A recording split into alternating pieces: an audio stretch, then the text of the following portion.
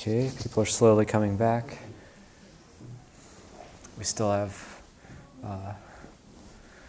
Lumpur Mahaprasert and community here. I think we'll still do the Dhamma Talk request, and Lumpur will start. Okay, we'll see what happens.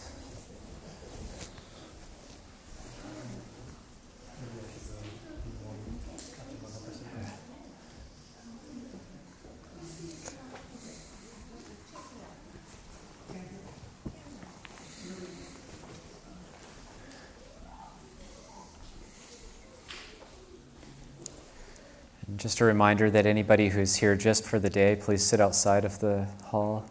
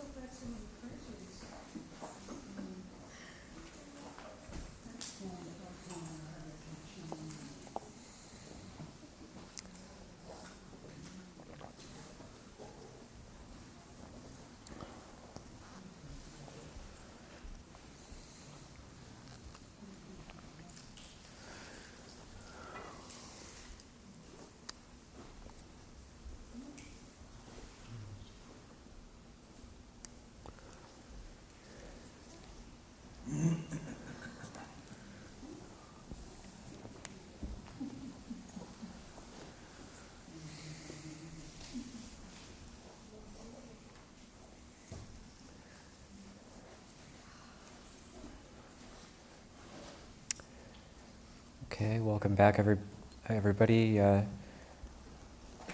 have the Dhamma Talk, and then after that we might have some shorter sitting and walking meditation periods than we've had the last 7 days previous.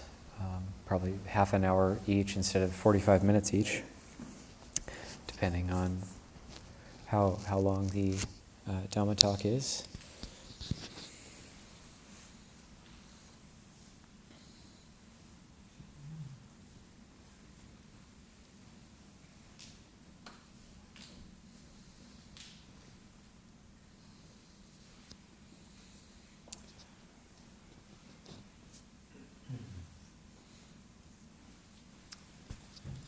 We can invite for the Dhamma Talk request this time.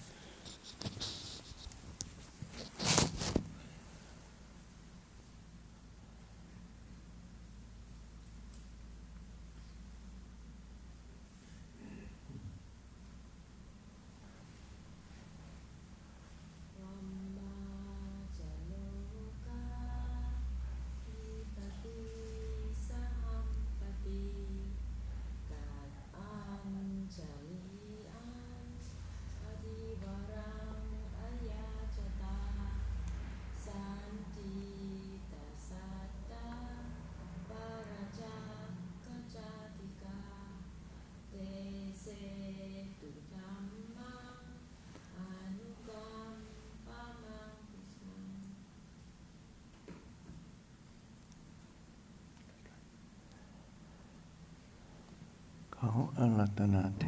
ศเราจะนิมนต์หลวงพ่อกล่าวสักหน่อยซึ่งแล้วแต่หลวงพ่อจะเห็นสมควรได้คือในวาระโอกาส25 ปีของวัดอภัยคีรีจะเป็นการระลึกถึงหรือใดก็สุดแล้วแต่เห็นสมควรแต่ก็เดี๋ยวอาจจะได้เดี๋ยวคุยดูไปก่อนแต่ว่าถ้าหากว่าหลวงพ่อคือบางอย่างก็จะคอยถามหลวงพ่ออีกทีหนึ่งได้นิมนต์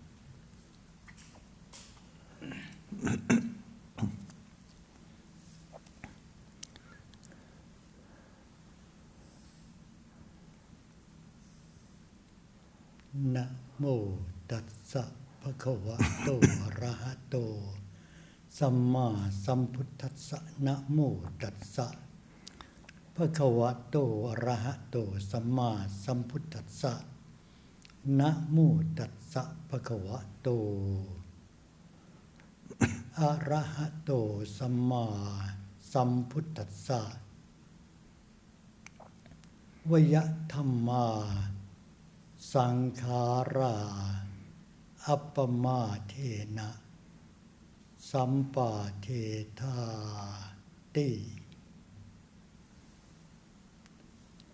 นวโรกาสปัจนี้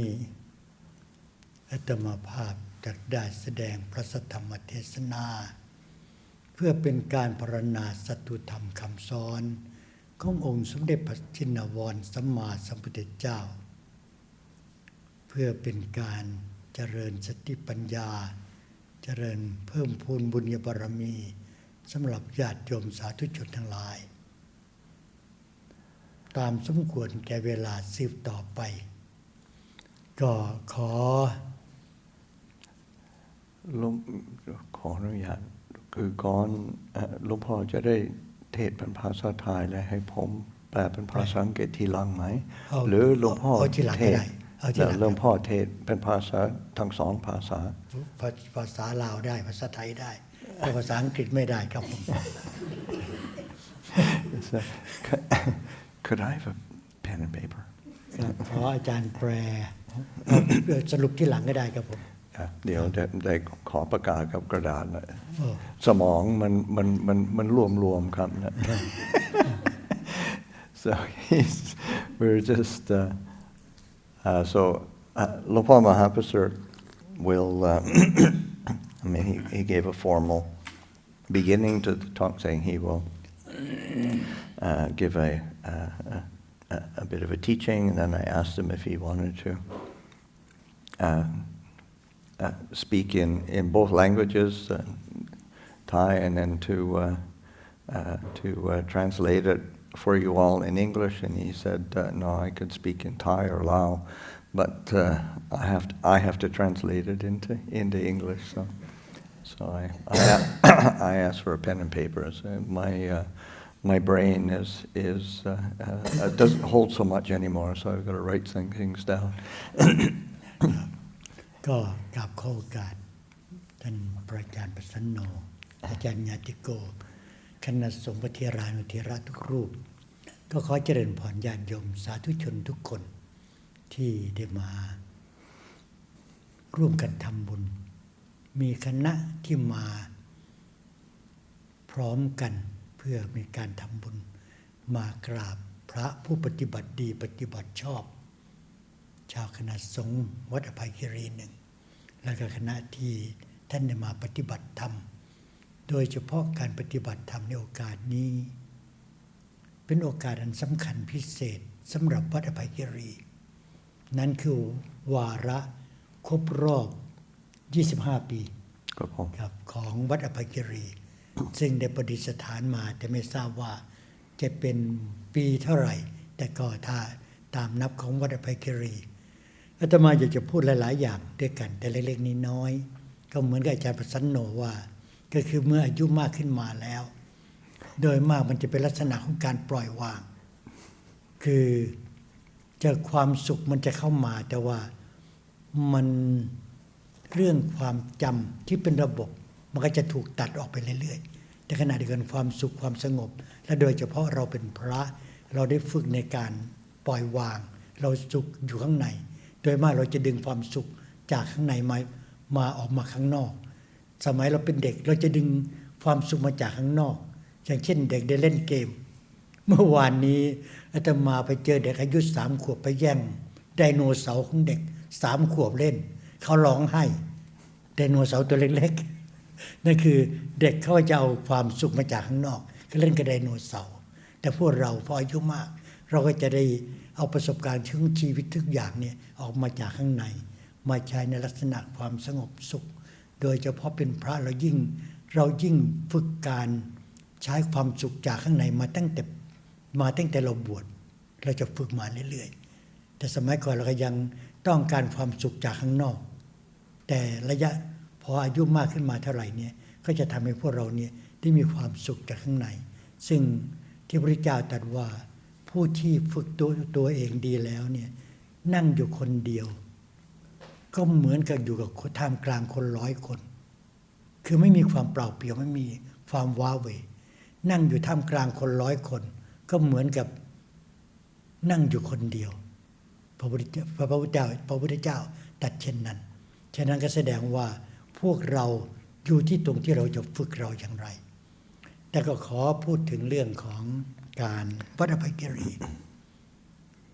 ย้อนไปสักหน่อยหนึ่งแต่ว่าถ้าพูดถึงวัดอภัยกิรีทำให้อาตมามองหาโยมคนหนึ่ง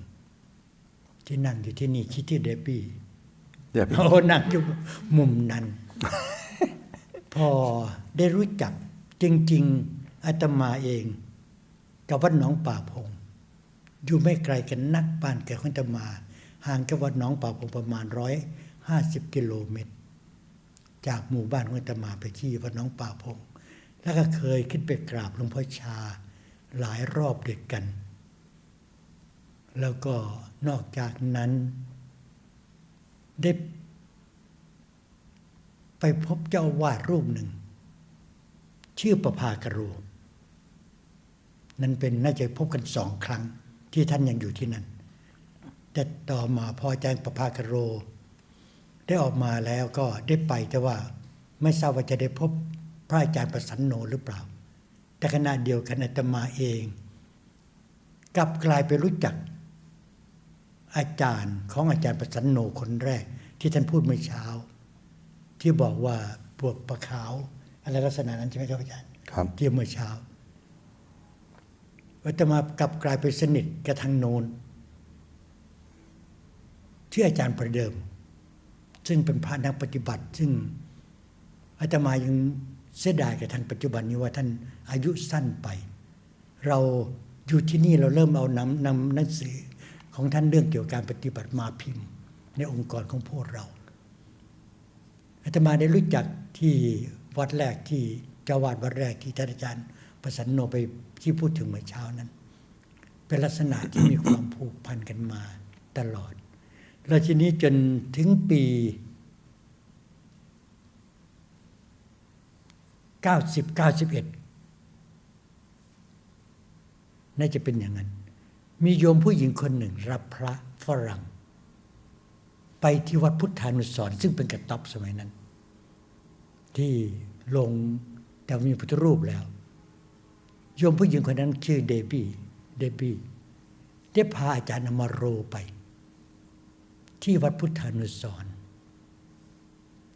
แล้วก็บอกว่าอาจารย์อมโรจะได้มาจำพรรษาที่สังฆปาระในซานฟรานซิสโกในลักษณะเช่นนั้นแต่จะมาจำไม่แน่ใจความจำของตัวเองแต่ความจำมาในลักษณะนั้นและทีนี้ก็เลยว่าโอ้ดีใจ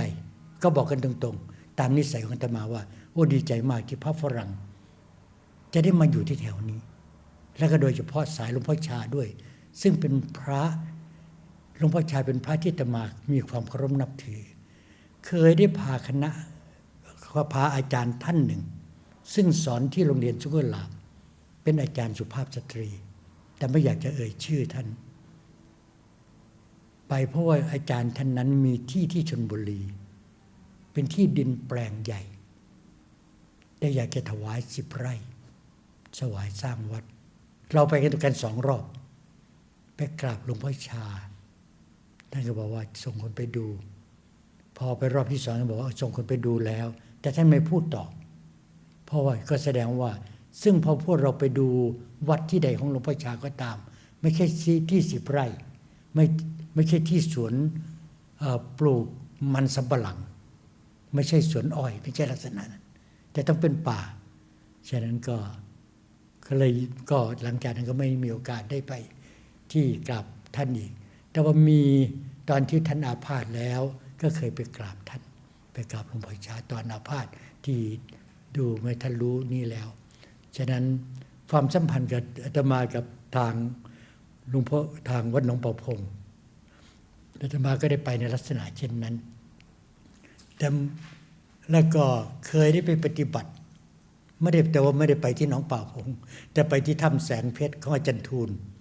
ไปเชื่ออาจารย์ทูลวิทูลไหมครับผมที่วัดถ้ำแสงเพชรอาจารย์วิทูลไม่ใช่อาจารย์ทูลอาจารย์วิทูลที่วัดถ้ำแสงเพชรไปปฏิบัติอยู่อาทิตย์นึงแล้วก็จากนั้นก็ไม่ได้ไปนี่เท่าไหร่แล้วจนได้มาอยู่ที่นี่จนคุณเดบบี้ได้นิมนต์อาจารย์มาโรไปที่วัดพุทธานุสรณ์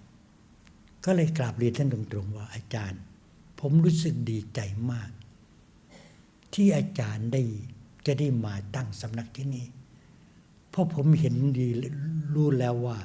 ที่อเมริกาเนี่ยเราควรที่จะเสนออะไรมั่งหนึ่ง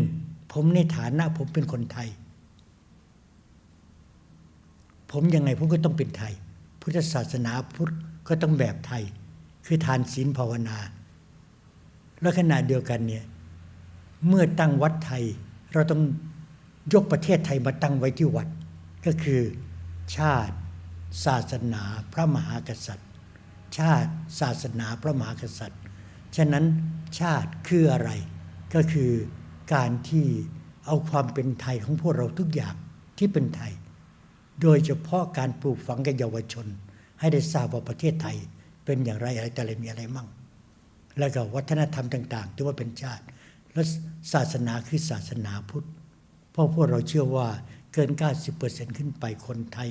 ของพวกเราโดยทะเบียนบ้านเนี่ยจะนับถือศาสนาพุทธฉันยิ่งถือว่าศาสนาพุทธคือศาสนาประจำชาติของพวกเราแล้วก็สถาบันพระมหากษัตริย์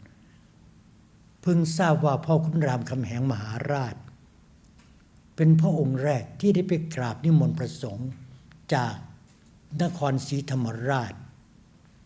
ขึ้นมาประดิษฐานพระพุทธศาสนา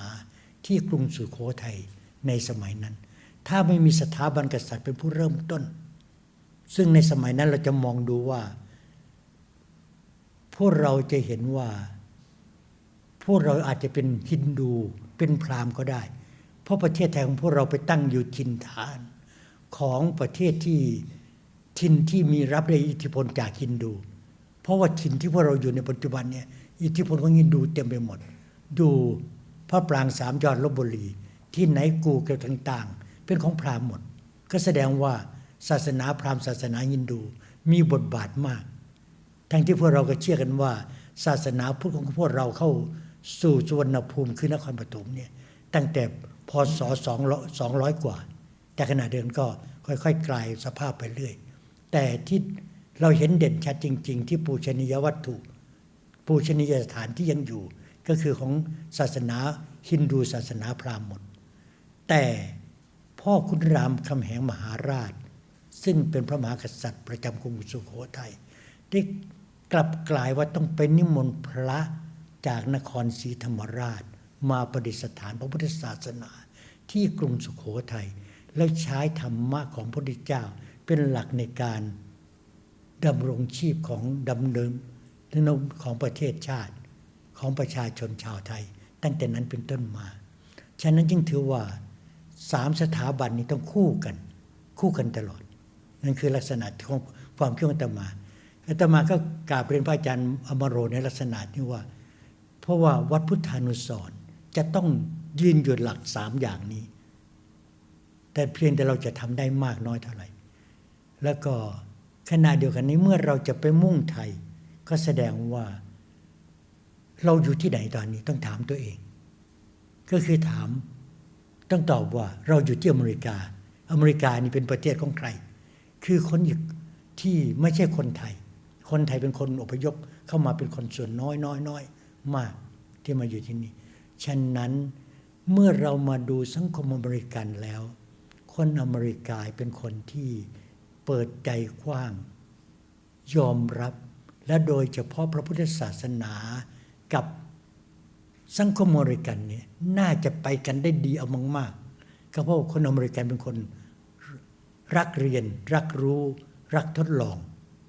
เมื่อเขาเป็นเช่นนั้นเนี่ยศาสนาพุทธนี้เอหิปัสสิโกเชิญมาพิสูจน์ดูพระพุทธเจ้าได้ตรัสเอาไว้เช่นนี้ฉะนั้นเมื่อเป็นเช่นนั้นก็แสดงว่าสังคมอเมริกากับวัดไทยอาจจะไปด้วยกันไม่ได้เท่าไหร่ ถ้าจะให้เขาเข้าไปปฏิบัติเพราะว่าเวลาเข้าไปวัดไทยก็คือพวกเราก็ต้องเป็นไทยหมดทุกอย่างเราดัดแปลงได้พอสมควรเท่านั้นฉะนั้นนี่เมื่อเป็นเช่นนั้นก็เลยกราบเรียนพระอาจารย์อมโรบอกว่าดีใจที่อาจารย์ที่จะได้มาตั้งสำนักปฏิบัติที่นี่มีอะไรที่ผมจะช่วยได้ผมยินดีเต็มที่ในการที่จะสนับสนุนอาจารย์ฉะนั้นอาตมาก็ไม่ได้สนับสนุนอะไรท่านเพราะว่าความประพฤติปฏิบัติดีความเป็นสุปฏิปันโนของพระสงฆ์สายหลวงพ่อชาพวกท่านก็ทราบแล้วฉะนั้นเป็นแรงดึงดูดมาเองพวกเราก็เพียงแต่ว่าเท่าที่จะสนับสนุนเท่าที่เราจะสนับสนุนกันได้แต่ขณะเดียวกันกลับกลายว่าคณะสงฆ์วัดอภัยกิรีเนี่ยมีอุปการะต่ออาตมาอาจจะมากกว่าโดยเพราะว่าทุกปีท่านก็จะไปเทศน์ที่วัดเราทุกเดือนถ้าไม่ใช่ปลายกรกฎาคมก็ต้นสิงหาคือไปทำวัดในฐานะตั้งแต่อาจารย์ประสันโนมาอยู่ที่นี่ท่านก็จะไปที่วัดประจำเราก็จัดให้ท่านเทศน์ให้ท่านได้พบญาติโยมเป็นประจำฉะนั้นนี่คือลักษณะของอาตมาได้เกี่ยวข้องกับวัดอภัยคีรีจนเมื่อวันที่14มิถุนายนปี97ซึ่งเป็นวันที่อาตมาจำได้เด่นชัดอาตมาได้เจอพระฝรั่งรูปหนึ่งซึ่งท่านไปกราบหลวงพ่อปัญญาที่วัดพุทธานุสรณ์ปี97คือปีที่วัดพุทธานุสรณ์ฝังลูกนิมิตแล้ววันที่14เป็นวันสวดถอนอาจารย์ประสันโนท่านได้ขึ้นไปที่วัดพุทธานุสรณ์ในตอนนั้นเพื่อไปกราบหลวงพ่อปัญญาซึ่งหลวงพ่อปัญญาก็จะมาร่วมด้วยโดยมีสมเด็จวัดปากน้ำเป็นประธานหลวงเตี่ยพระธรรมราชานุวัตรวัดไทย LA เป็นประธานผู้อันนี้เพราะว่าได้รับการมอบหมายจากเจ้าพระคุณสมเด็จพระมหาธิราจารย์วัดชนะสงครามซึ่งเป็นอาจารย์ของอาตมาได้ให้ดูแลเรื่องงานฝังลูกนิมิตฉะนั้นตั้งแต่นั้นเป็นต้นมาอาตมากับอาจารย์ประสันโนก็ได้เกี่ยวข้องกันมาโดยตลอดและก็ทุกปีอย่างที่อาตมาว่าก็คืออาจารย์ประสันโนพร้อมด้วยคณะสงฆ์ก็จะได้ลงไปทางเบย์แอเรียเพื่อที่จะได้ไปเทศน์โปรดญาติโยมแล้วก็ไปทำวัดเขาเรียกว่าทำวัดคือทำสามีจิกรรมตามประเพณีไปรับโอวาทแต่จริงๆก็ไม่มีอะไรมากแต่ว่าเพียงแต่ว่าเป็นประเพณีของพวกเราแต่ว่าท่านก็ได้ไปโปรดญาติโยมของพวกเราเป็นประจำฉะนั้นในการที่วัดอภัยคีรีได้คุมเจริญมาครบรอบ25ปีจึงถือว่าเป็นนิมิตหมายที่ดีที่สุดพอเรามองดู25ปีช่างงามเหลือเกินมองดูชีวิตของพวกเราเอง25ปีเข้าใจว่าญาติโยมโดยเฉพาะคนไทยเราเนี่ยทุกคนจะมักจะเริ่มตั้งตนยืนอยู่บนขาของตัวเองแล้วคือเรียนจบแล้วเริ่มทำงาน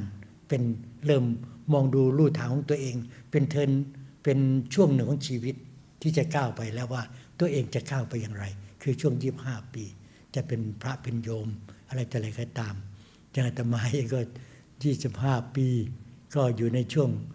แต่อย่างว่าเป็นพระก็ปฏิบัติไปเรื่อยฉะนั้นถ้าดูวัยของญาติโยมก็มองดูแล้วว่าวัย25ปีนี่เป็นวัยที่งามแล้ววัดอภัยคีรีก็เหมือนกันถ้าเห็นความเจริญแล้วต้องขออนุโมทนาบุญที่ญาติโยมทุกคนได้ถวายการอุปถัมภ์ต่อแก่วัดอภัยคีรี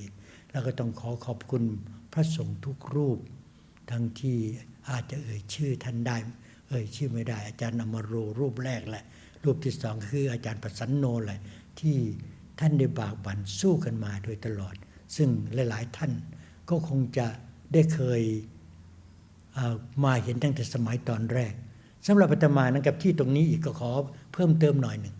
อาตมามาที่ตรงนี้ซึ่งเป็นคำพูดที่อาตมาบอกเดบบี้เหมือนกันอาตมาเคยมาที่ตรงนี้เนี่ยอาตมามาจำที่ธรรมธาราซึ่งตอนนี้อาจจะโดนลื้อไปแล้วอย่างไรสภาพมันเป็นดีเคยมาจำวัดที่ธรรมธาราซึ่งที่ตรงที่เป็นที่อยู่ของโยมในตอนนี้เขาเรียกอะไรครับอาจารย์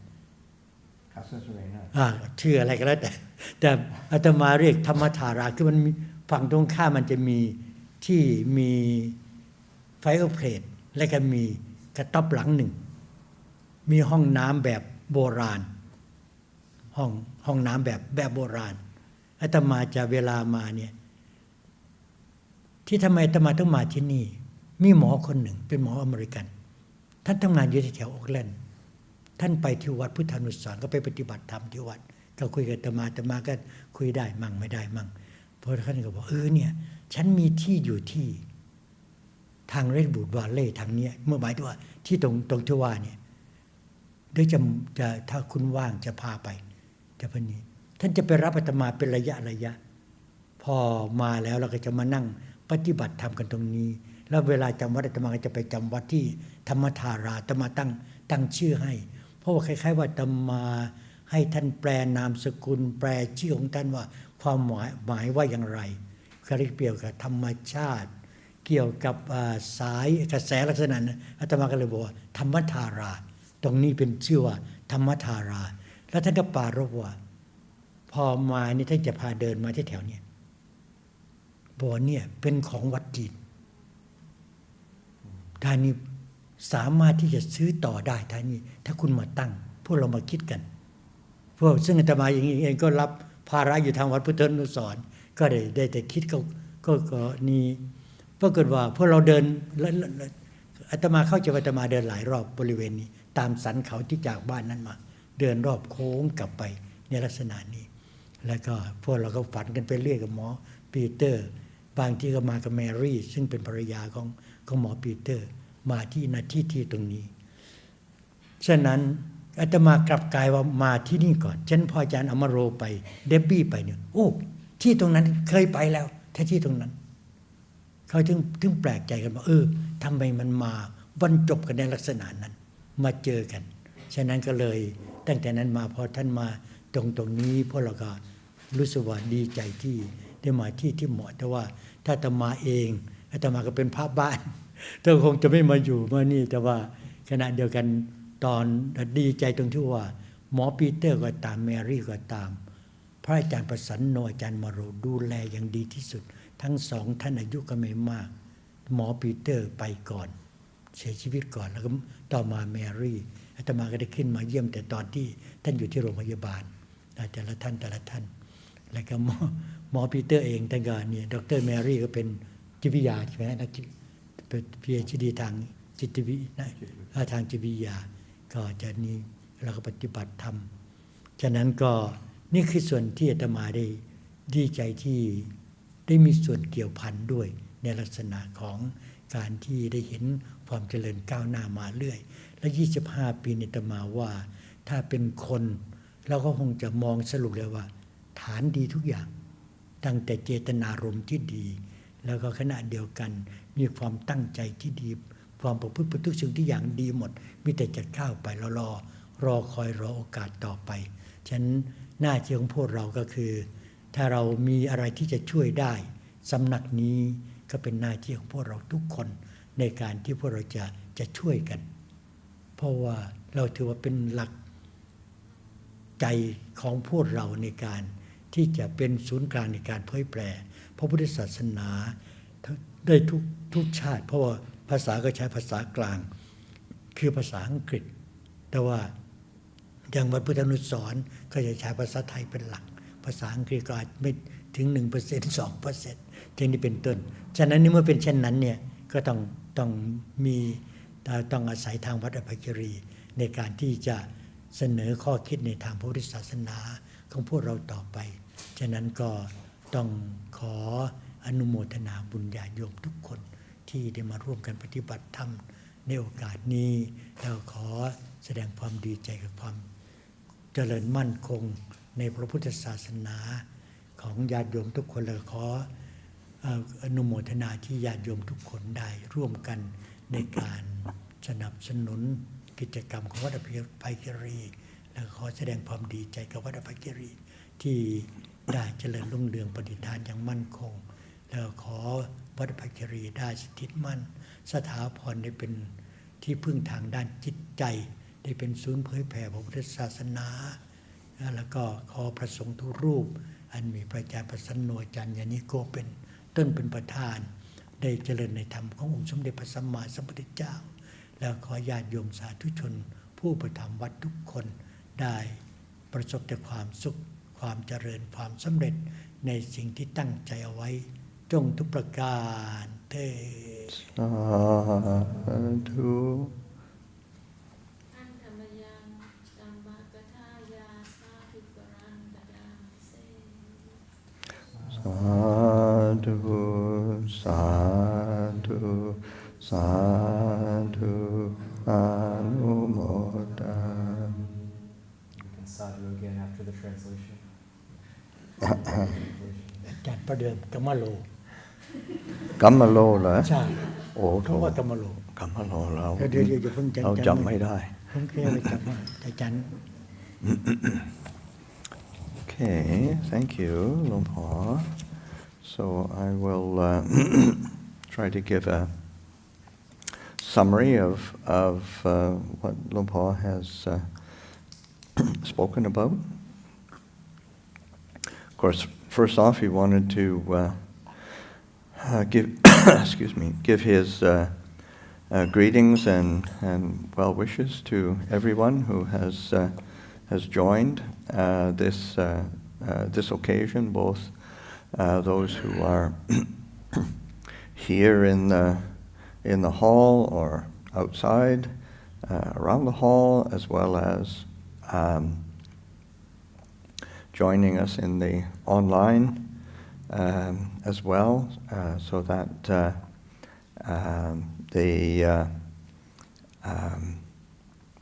he said he doesn't know how much he'll be able to say or talk about, because just as I quickly asked for kind of a pen and paper because my brain wouldn't hold the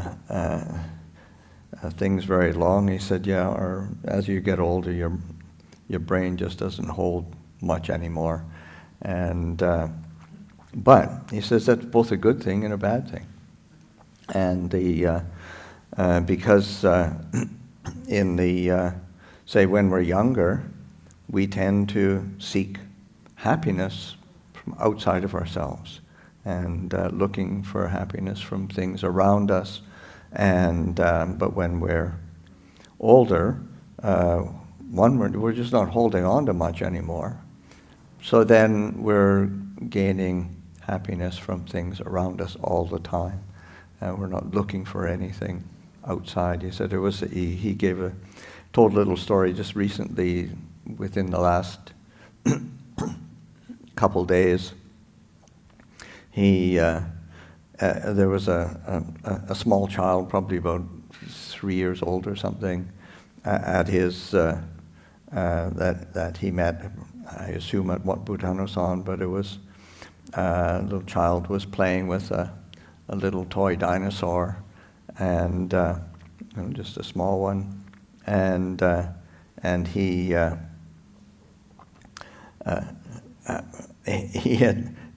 taken it or picked it up from the child, and the child just immediately started crying because it was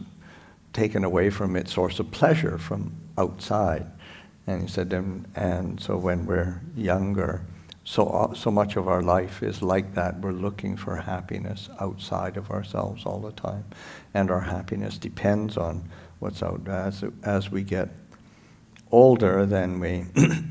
we're not looking to gain so much or to hold on to so much, but it's the happiness is coming from inside. But of course we have to train in order to do that and to be able to experience a sense of well-being. And then he was looking around. He said, I'm looking for somebody,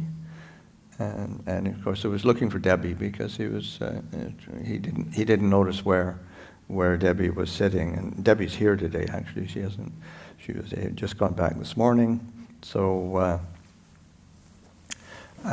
because she's Luang Por Mahaprasad has known Debbie for many, many years now, before the monastery was even formally established here. And then Luang Por told, give a bit of background, that he grew up about maybe 100 miles, 150 kilometers, not maybe less than 100 miles from Wat Pah Pong, where Ajahn Chah was. That was Ajahn Chah's main monastery, and he had met and paid respects to Luang Por Chah and had a lot of respect for Luang Por Chah, so that just say in that area, Ajahn Chah was probably one of the most respected teachers, and then he also had been he had met one of the Western monks, Ajahn Prabhakaro, who was the second abbot of Wat Nana Cha after Luang Por Sumedho. So he met Ajahn Prabhakaro twice, and he wasn't sure if he'd met me when I was the abbot of Wat Nana Cha, but I kind of think maybe not. But hard to know. I spent a lot of time in Thailand, and in those days, of course, that would be 1970s, 1980s. Luang Por was still living in Thailand. And then, but he, and this morning, I can't remember who I was talking to or with, but it came up mentioning, I was maybe before the meal talking about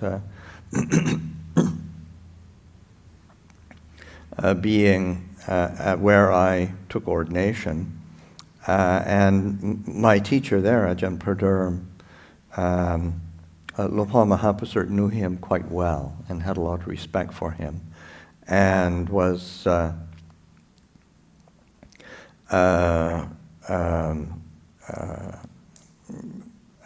very disappointed or saddened that Ajahn Praderm passed away when he was quite young. Really, he wasn't that old. So he was a very influential teacher and an exemplary practitioner and scholar,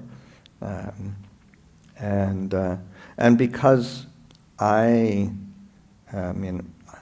knew he was very well respected, but in those days I didn't actually have enough language to appreciate him as much as possible. And then I had gone up to stay with Ajahn Chah, and Ajahn Mahaprasad was very, very supportive of me going to study and learn with Luang Por Chah. But Luang Por Mahaprasad had been to the monastery that I took ordination at many times. It's a kind of both a meditation center and a study of a place of study in the outskirts of Bangkok. And so anyway, he's had contact with our community. Also, when Luang Por Mahaprasad said that he had also gone to pay respects to Luang Por Chah when Luang Por Chah was sick, which that was from about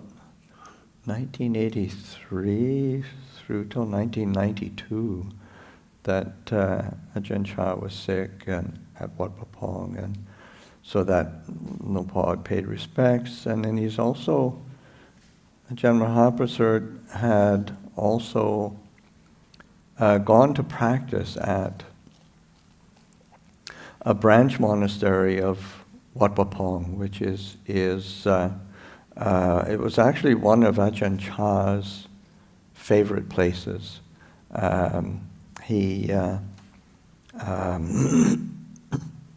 It's called Tam Sang Pet, the Cave of the Diamond Light. It's actually very large. It's about 1,000 acres, and on a hill. It's kind of an outcropping of rock and caves and forest north of Ubon. In those days, it was still in Ubon province, and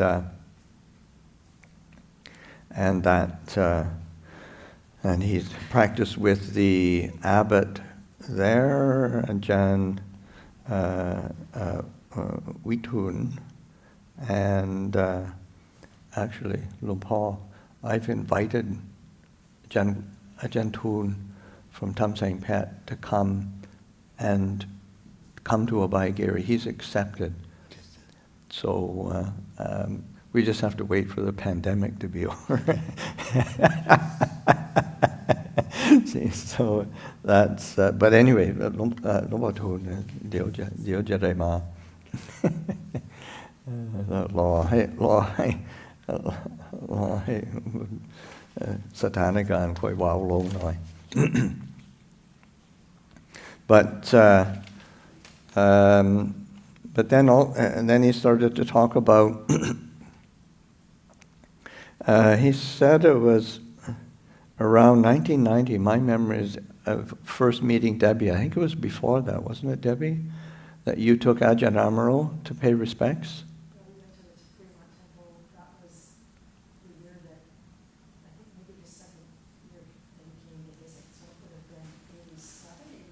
Oh, okay. So, 88? 88? Yeah. Okay, it's all old people's brains.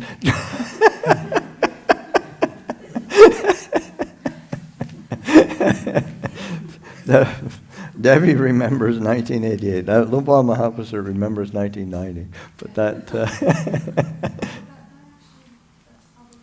okay, well, who knows? But anyway, there's he remembers you taking Ajahn Amaro to visit Wat Buddhanasan, pay respects, and because Ajahn Amaro was coming to teach in San Francisco and was like putting down the roots of Abhayagiri and Sangapala Foundation, and Luang Por was just very happy to receive you both, and because he just had so much respect for Luang Por Chah, and then knowing that a branch of Ajahn Chah's monasteries might be being established in the Bay Area, so he was really happy to be supportive, and also just knowing that at some point we'd find, or you would find, Sangapala would find a suitable place to establish a monastery. And he said, and he gave a little story of he knew a group of lay people in Thailand, in Chonburi province, who wanted to offer land to Ajahn Chah to have a branch monastery of Wat Pah Pong, and it was a smallish piece of land that was like an old tapioca fields, and anyway, Luang Por Chah wasn't interested. Too small, wasn't a forest, it wasn't a real forest, so that he figured that here there would be appropriate sort of places for a branch monastery of Wat Pah Pong to get established, and to be able to have disciples of Luang Por Chah in the Bay Area. He was just very, very happy to be able to be supportive. He said because for himself as a Thai monk and as a Thai monastery, he has to kind of rely quite closely on Thai culture and Thai cultural kind of presentation of Buddhism, Buddhist practice, which includes all sorts of various aspects of the cultural traditions and ceremony, ritual that didn't need to be brought to America, but he could not do that. He knew that. But as, say, Westerners, we could bring something that was a bit more focused on Buddhist teachings and Buddhist practice. He said in Thailand, Thailand has a very rich cultural heritage of Buddhism, and but that was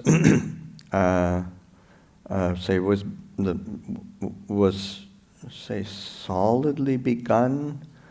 from the period of the Sukhothai kings, probably in the 14th century, and that prior to that, even though there was some Buddhist presence, but the majority of the influence was from Hindu and Brahmin practice, influence from India and from Cambodia as well. So that the first king of the Sukhothai period had the vision to establish Buddhism as a state religion and incorporate it as a foundation of the culture. So he invited. There were Buddhist monks from the very, very deep south of Thailand, which at that time was part of the Srivijaya Empire, which was that was a Hindu culture, and wasn't.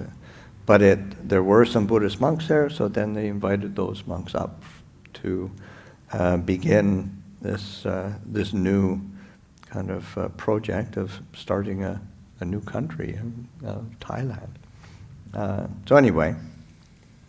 he said that for himself as a Thai monastery, most Thai monasteries are providing the foundation for the Thai people who have come from Thailand and then who want to pass on their cultural traditions and particularly relying on the aspects of kind of royal family, the kind of the nationality, the religion, and that something different can be, even though we are associated with Thailand, but we're not really so tied with Thai culture, and we can try to be able to give a foundation in practice that is which of course that's an aspect of even in Thailand, the Thai forest tradition provides an alternative to ceremony, ritual, just cultural kind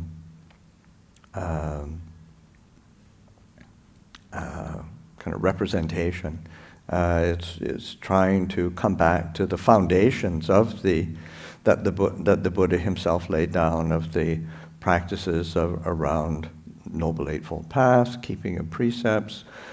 cultivation of mindfulness and meditation, cultivation of an understanding of the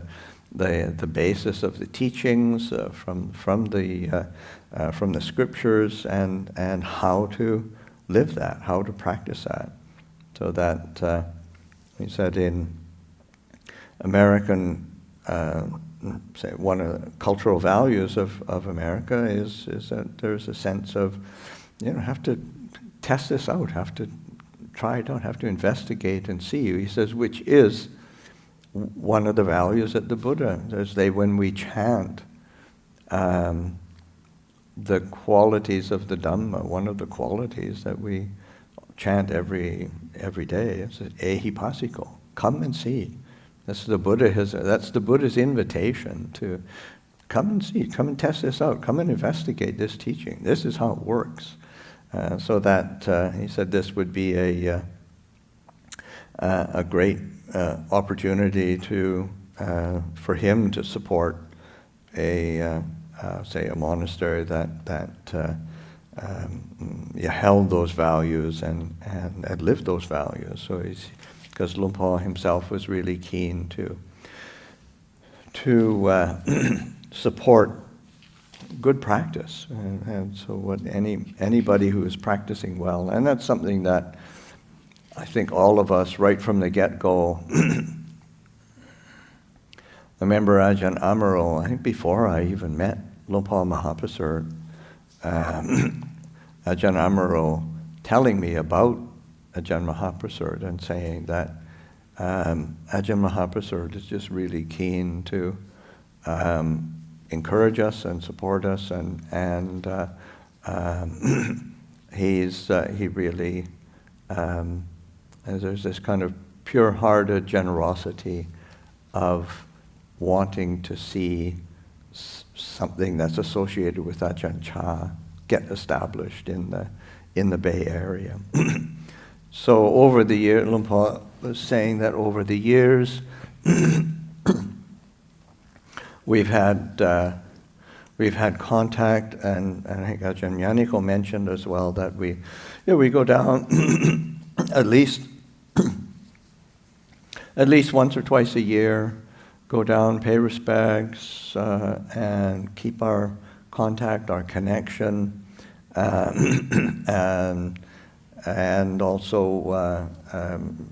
help give teaching, give Dhamma Talk at Wat Budhanasan, and that that has been going on since the very, very early days of Abhayagiri. And Luang Por even, he says his brain doesn't hold much anymore, but he has a very specific date of when he first met me, June 14th, 1997. That's pretty specific for somebody with... that's not in my memory, that's his memory. So that... but it was... I went... That was when I first met. I'd of course heard about him through Ajahn Amaro. But I first went down to Wat Budhanasan, and there was a ceremony at Wat Budhanasan for the formal establishing of a precinct or boundary, like a monastic. It's part of it's in Thai or in Pali, it's called the Sima. And so it's like a formal boundary that where you can do ordinations and formal business of the Sangha, and it's something that is an important kind of milestone in any monastery when you formally designate that. And then there were several very, very senior monks who were visiting, and one in particular who I knew quite well, Lumpur Panyananta, a very, very senior Thai monk who was highly respected throughout the country. And I had traveled with Lumpur Panya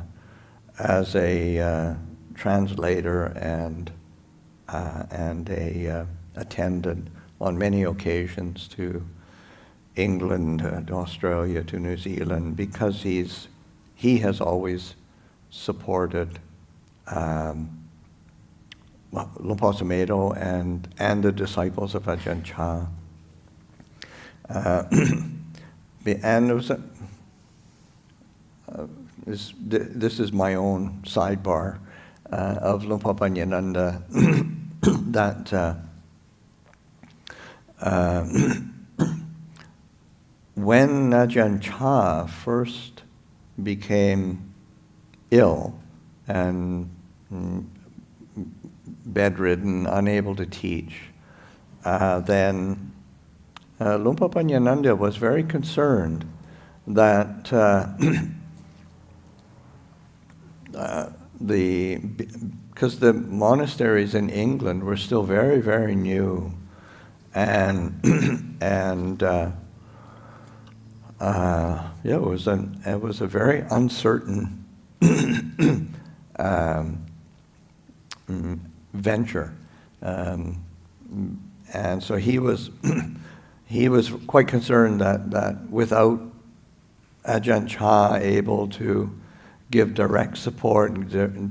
direct guidance, that it might be difficult for, say, us as Western monks to get things going, to keep things going. And so he was very, very supportive, and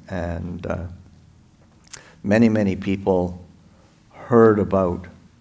the monasteries in England and in the other countries that were beginning through Lumpur Panyananda and his direct support. But so since that time of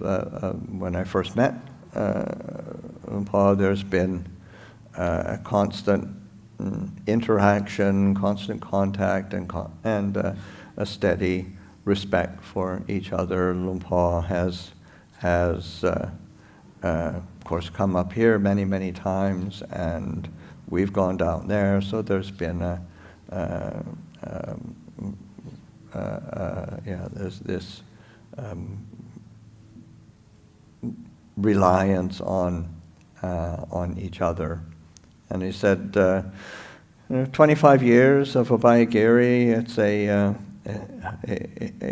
it's quite a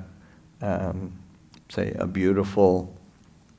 occasion, a beautiful sign, in the sense that, say, if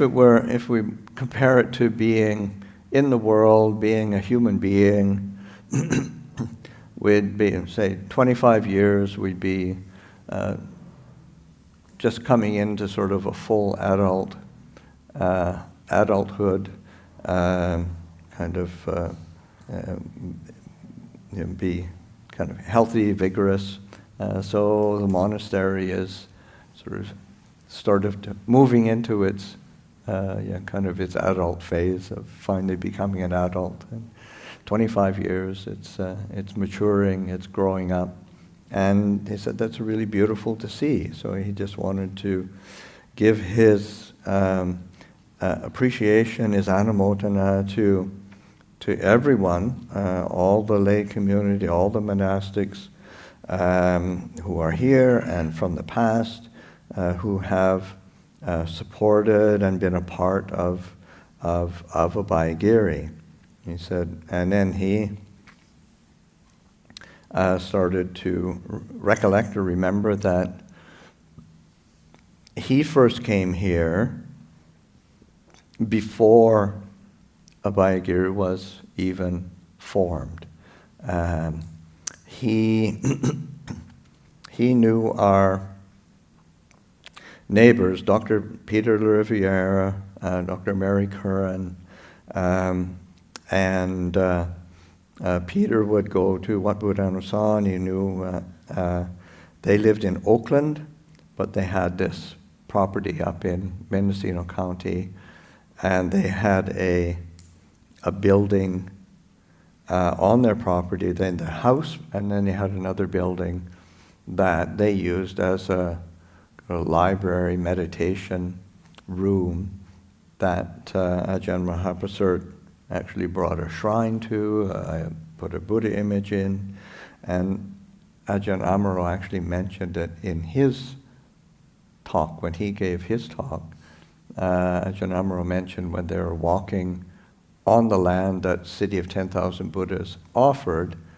they got kind of lost, I think, and ended up on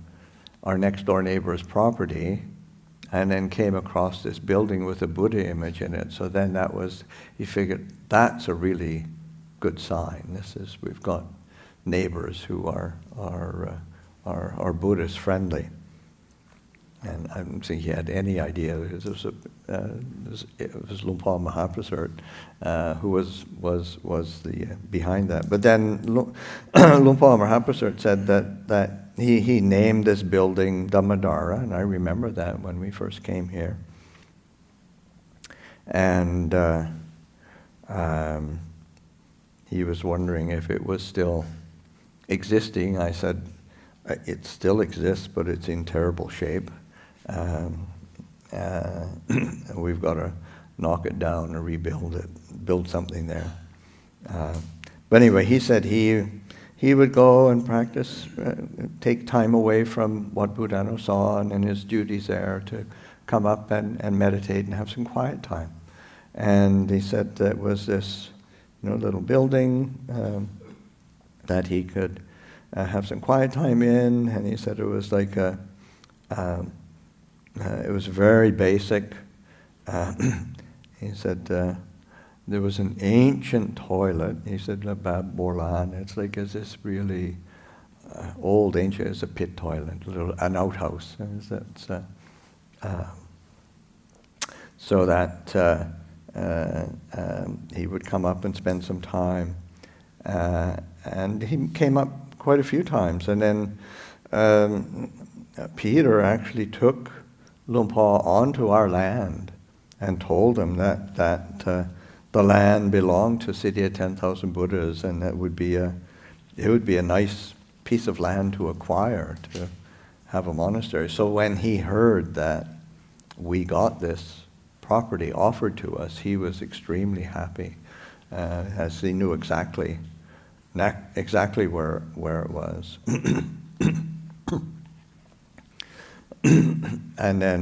And of course that the place is really suitable for teaching, training, living a life of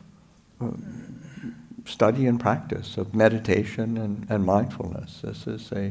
It's a really suitable place. And shortly after the establishing of Abhayagiri, then it was only a few years, and Peter passed away from cancer, and 2 years later, Mary passed away from cancer as well. And he would, Lumpur Mahaprasad had contact throughout that time with them and with us, and would visit. And then, of course, Mary offered it, and that's now Casa Serena, which is the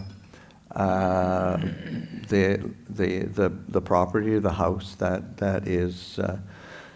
for the lay women, and it's a 30-acre piece of property that is really suitable with the the house that that they had fixed up for their retirement. They extended the old house, refurbished it, and so it's turned into an extremely comfortable, convenient place for practitioners to come and stay, female practitioners to come and live and to stay.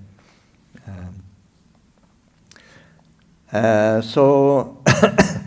there's so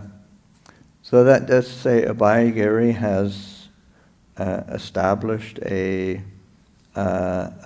good foundation by say Ajahn Amaro, Debbie, myself, and the foundation is there, and that can be carried on by the next generation, as both all the monastics and lay community can be picking up that and building on that foundation and establishing a suitable place of practice and training and study, and that it can be here to as a resource and as a refuge for the cultural society here in America, and having this, so he just wants to express his delight, appreciation, and his hope, wish that Abhayagiri continues to be a refuge for many people into the future. May it be a source of blessings for all, and may it be a source of growth in Dhamma and the truths that the Buddha pointed to as a basis for real peace and liberation. So he offers that as a reflection. ขอเพิ่มเติมแต่ว่าไม่เกิน5 นาทีได้ป่ะขอเวลา He said he's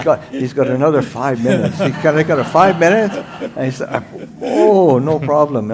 Any more than 5 is plenty." คือในเรื่องของการสร้างพระอภัยคีรีดังนอกจากที่อาตมาเล่ามาแล้วอาตมามี2คำพูดคือ2ประโยคใหญ่ที่จะขยายออกเป็นประโยคเล็กนั่นคือส่วนหนึ่งที่ในช่วงระยะเริ่มต้นของการสร้างวัดนี้ก่อนที่จะได้รับอนุญาตจากเขาที่อาตมาเข้าใจว่าเป็นอย่างนั้นต้องถามผู้รู้คือเดบบี้อาตมาถือว่าเป็นผู้รู้แล้วก็อาจารย์ประสันโนอาจาร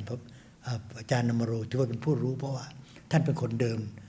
ทำเรื่องมาโดยตลอดในเรื่องของวัดอภัยคีรีแต่อาตมาทำความเข้าใจของอาตมาเนี่ยก็คือในช่วงเวลาที่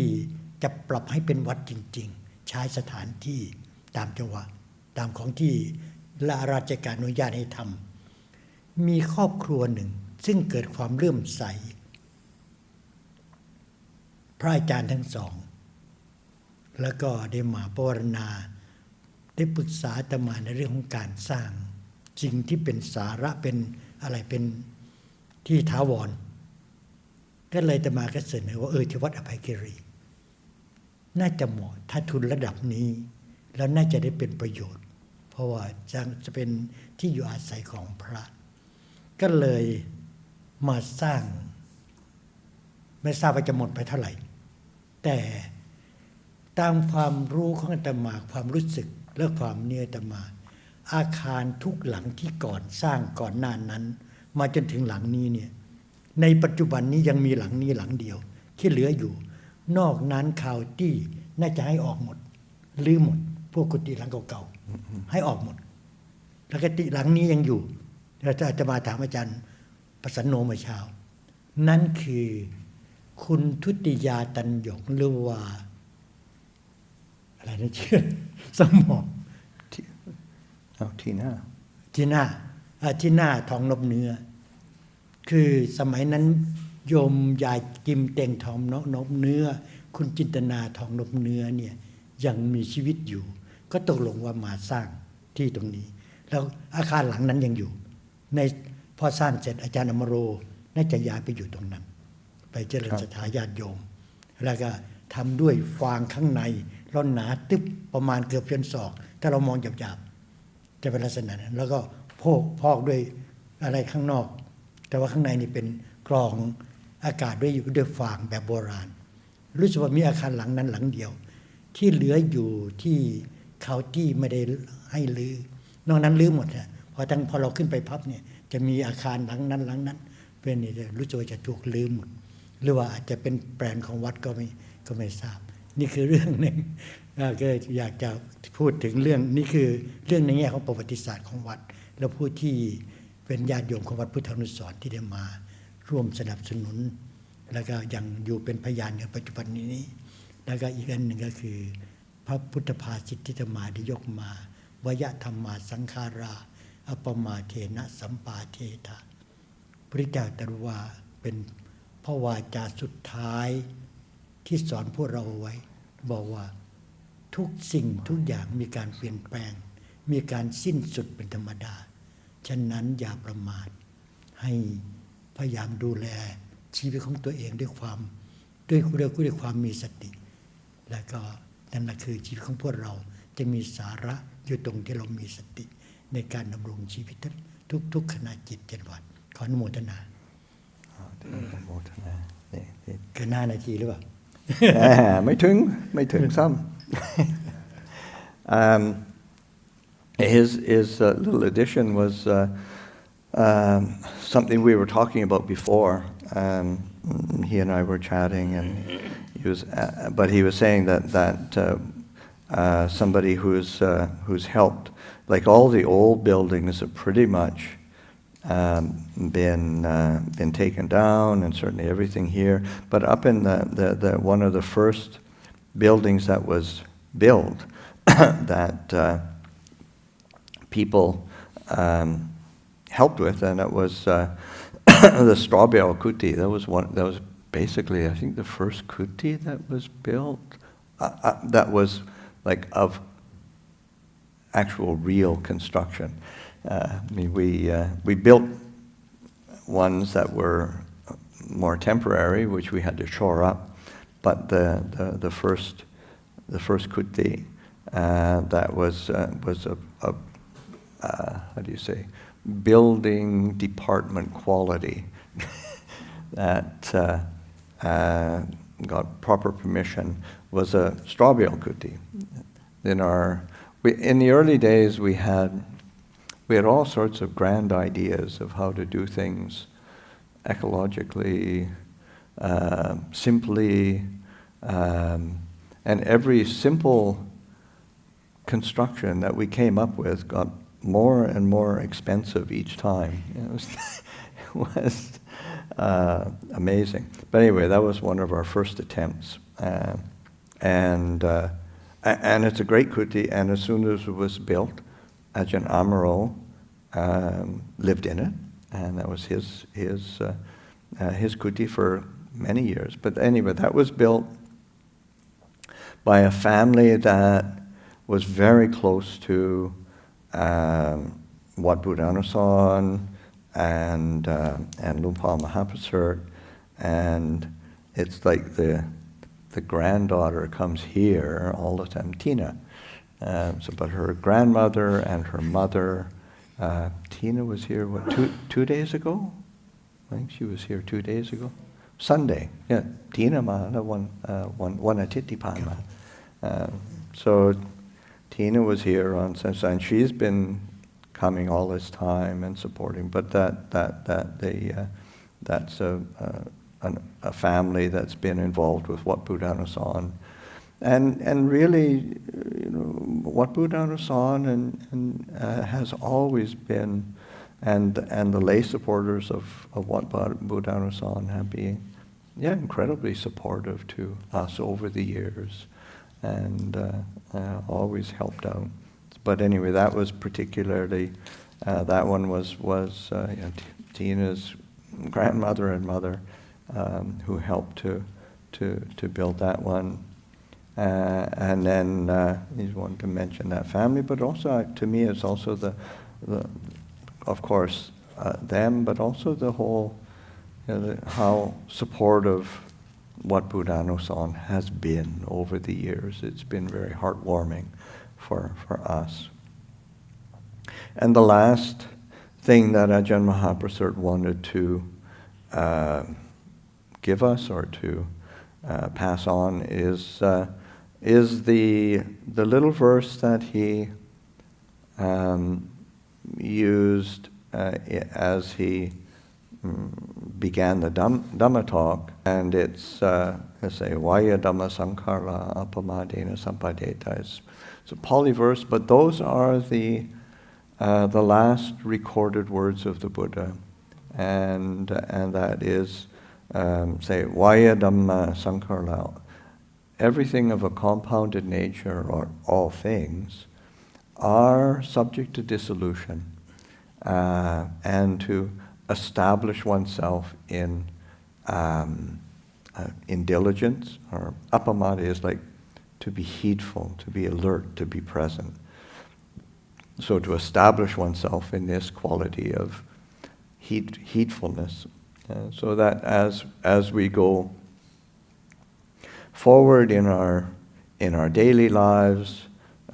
whether it's in the world, whether it's here at Abhayagiri, whether it's monastics or lay people, you have to take this verse of the Buddha that the Buddha used over 2,500 years ago. It's still applicable today. Everything really still is subject to dissolution, to change, and it requires this sense of diligence, alertness, and presence to live our daily lives skillfully. So he offers that for reflection.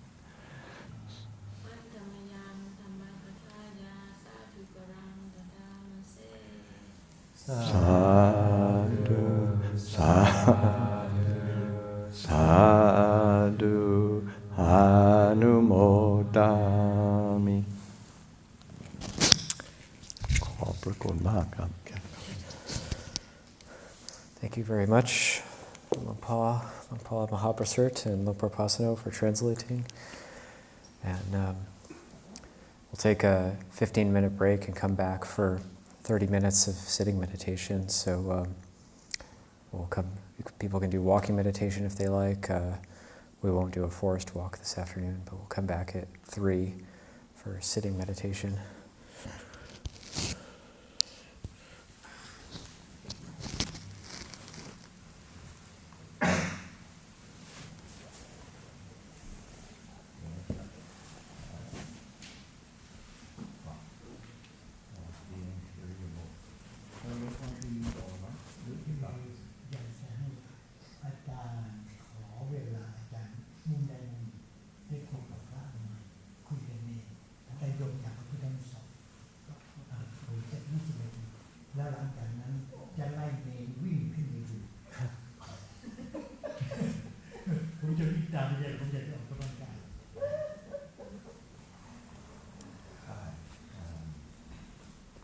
You could hear us. Go over to the hall. Either way. Oh no, it probably would be nice for that. Maybe we can meet on the other side.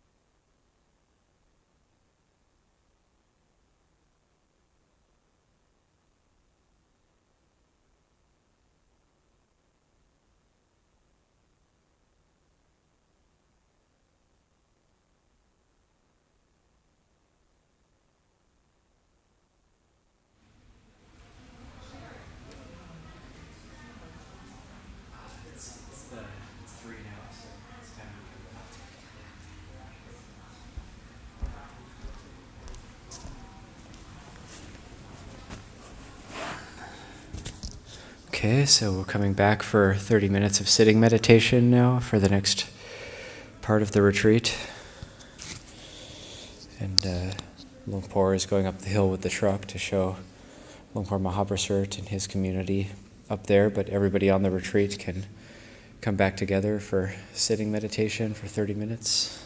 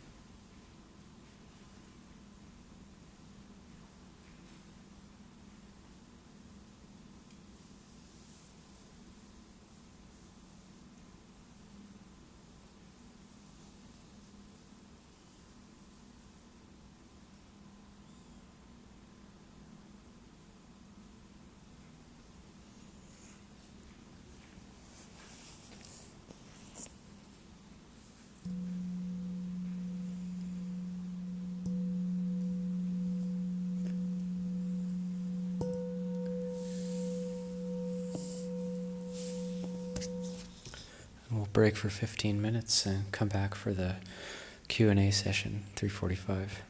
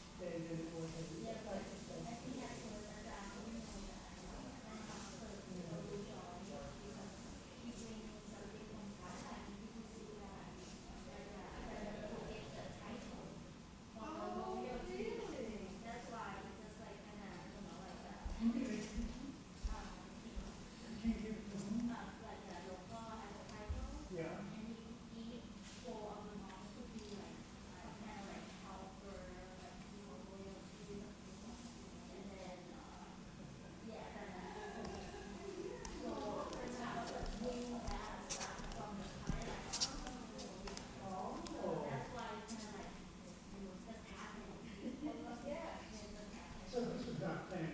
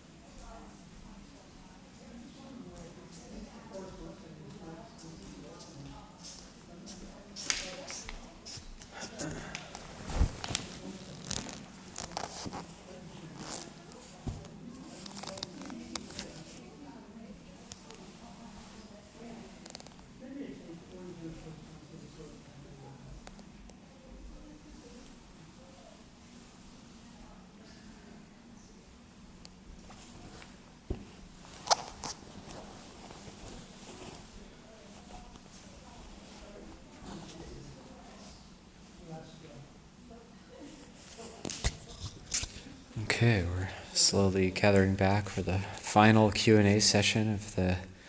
9 days of Dhamma retreat.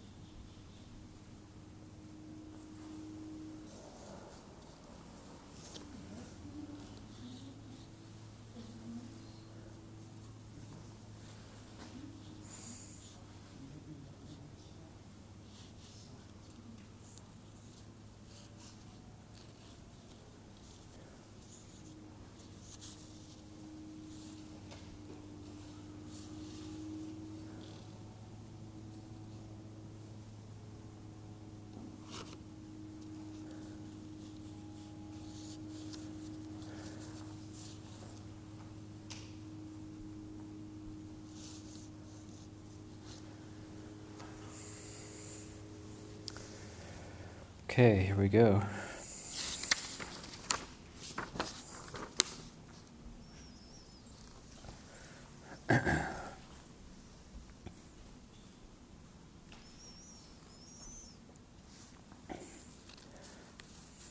So Q&A session, I'll read some of the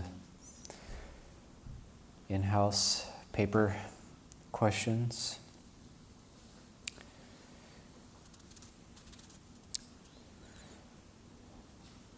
Any advice for someone who is interested in spending more time at monasteries but has parents who don't approve of Buddhism?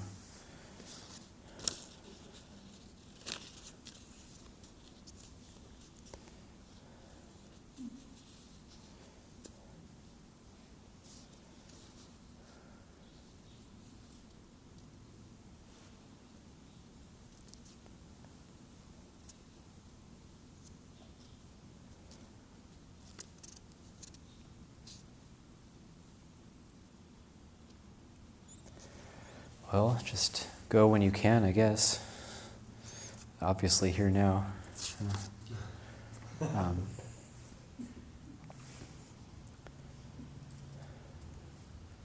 So at the times you do go there, you can make the most of it.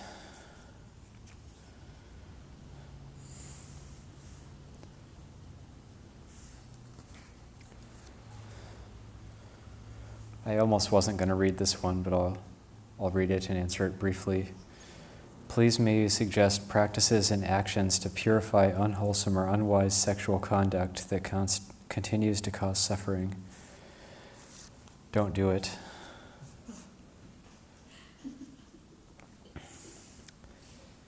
How do you distinguish skillful from unskillful pleasure? In particular, can pleasure in something external, like the forest, lead to lasting peace and happiness? Yeah, something external like the forest, it can't lead to lasting peace and happiness, but there's one chant that we do, the true and false refuges, that to many places people go for refuge, forests, mountains, shrines, and people run there looking for safety, but that the true refuge is Buddha, Dhamma, Sangha and the Four Noble Truths, and practice contemplating the Four Noble Truths. So the forest can be helpful, the forest can be quiet and can be helpful for practice. It can be just like the robes don't lead to lasting peace and happiness. Wearing robes doesn't lead to lasting peace and happiness. That's the same as just being in the forest. But it's a skillful external thing that can be very helpful for us. So there's also the phrase in the Mangala Sutta,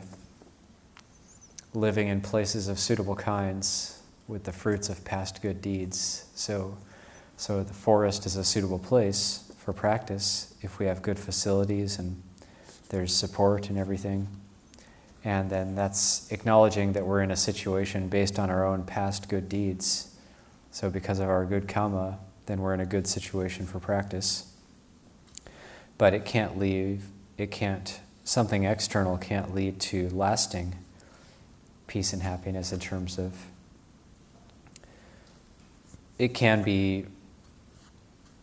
we could be peaceful and happy for quite a period of time based on our good karma. So if we're reborn in a deva world based on good karma, we could be a very long-lived celestial being and have great happiness for a very, very long time. But it eventually runs out, and eventually we have to experience that ending. And so it's more looking to the Four Noble Truths and the contemplative practices to find a transcendent peace and happiness. So that is lasting. That's something that's not dependent on external things, not dependent on conditions. But sometimes things can be helpful. When we're sick, we take medicine. When we're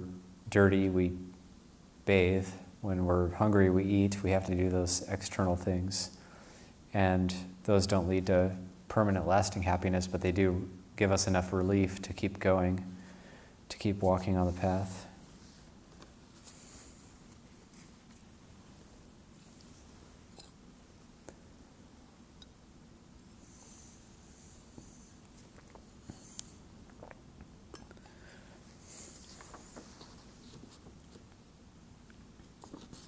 Now for the questions from the Zoom room.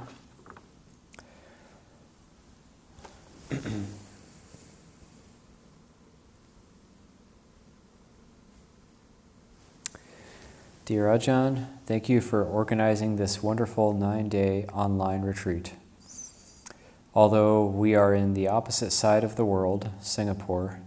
the Dhamma has brought all practitioners nearer and closer to each other during these difficult times. Much appreciated. My question, is there an e-copy available of Longpo Pasano's commemorative book, Nourishing the Roots? And how do I access this? Thank you. So that is accessed by going to the Abhayagiri website at abhayagiri.org, abhayagiri.org. And on the top right corner, there's a menu. Click on the menu icon, go to Books, and in the search you can type in Nourishing Our Roots, although the new ones tend to come up on the first suggestion. So there is an EPUB option for downloading an EPUB for that, I've heard anyway. And you're welcome for organizing. Thank you for thanking us for organizing this retreat. And that's the whole intention. People can plug in and gain some benefit from it.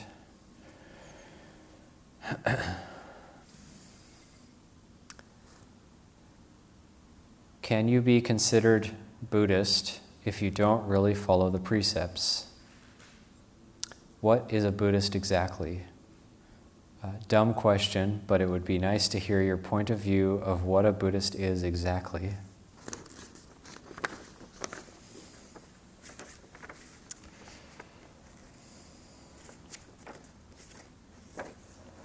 Well, I could answer that in a number of ways. From the ultimate standpoint, you could say a Buddhist is an arhat, and anything less isn't really a Buddhist.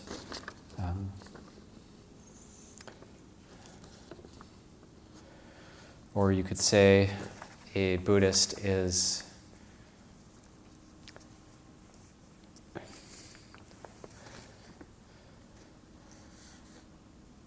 there's a lot of people who don't follow the precepts who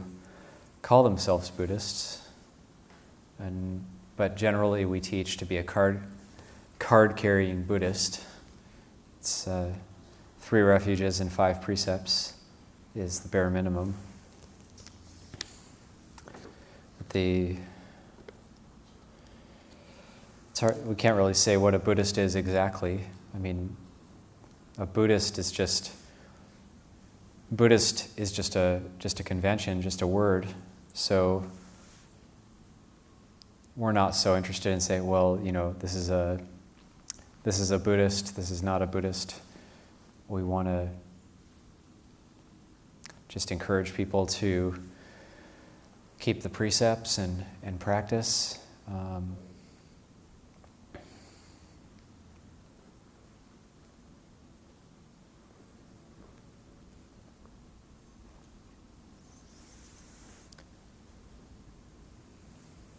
You could,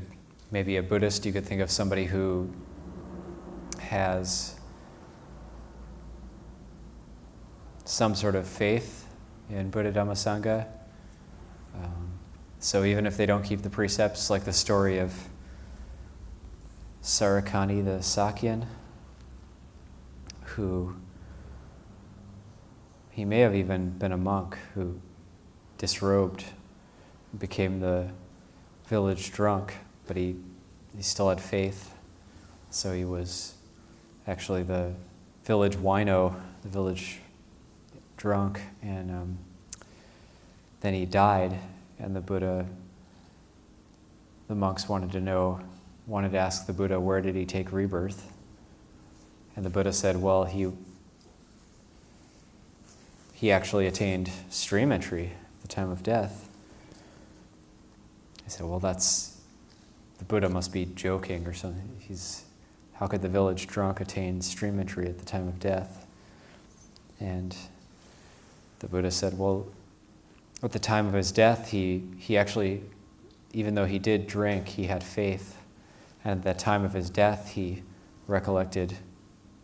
the triple refuge, and his mind became very, very bright. And he attained wisdom, he attained stream entry at the time of death. He was reborn in a heavenly world. So nothing is fixed. Maybe a Buddhist is someone who knows nothing is fixed. Maybe you could say that.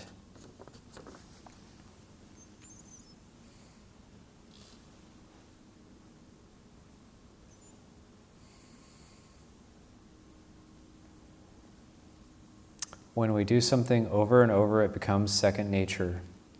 It feels so natural that we can do that thing effortlessly and even mindlessly. Is it the same with meditation? Can we end up meditating mindlessly because we've become so good at it? Yeah, definitely can practice for such a long time. One develops this, what would the word be? One becomes indifferent to the Dhamma or indifferent to the meditation. And there's not that freshness, that edge to it. But it can only become like that if there's a lack of mindfulness. So mindfulness can become automatic, but mindfulness by its very nature doesn't become like that. It doesn't become mindless. Mindfulness can never be mindlessness. Mindfulness is always mindfulness. And there's like the Dhammapada phrase for one who's mindful, each day is better, not worse. So as we develop mindfulness, the practice gets fresher, we feel more in balance, and the mind is fresh and bright. and we have more patience. We have more patience with things.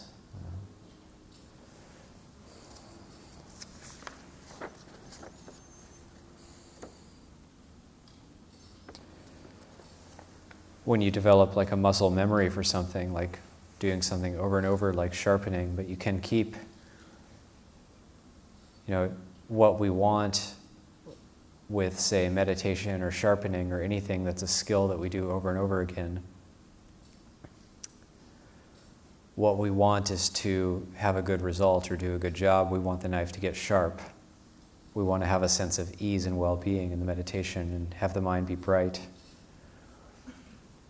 And we want to be able to see things as they are. We want to be able to see impermanence and inconstancy.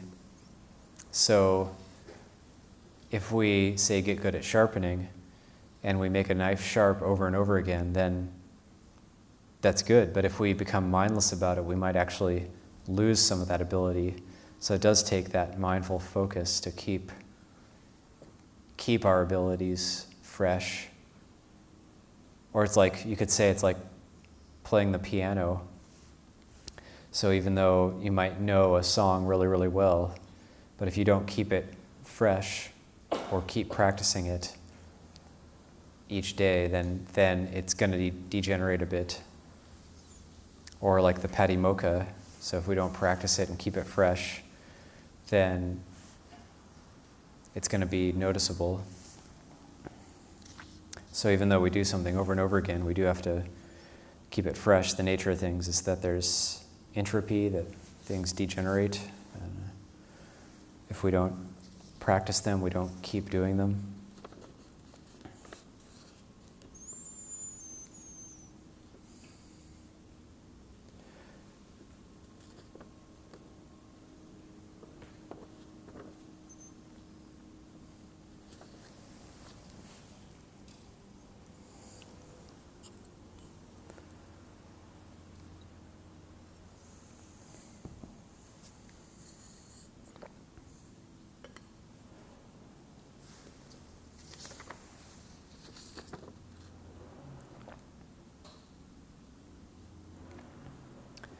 How should we look at our physical and mental pain and distress? Are we to see them essentially as impermanent and not self? What are the methods to do this and to maintain this view, please? Thank you.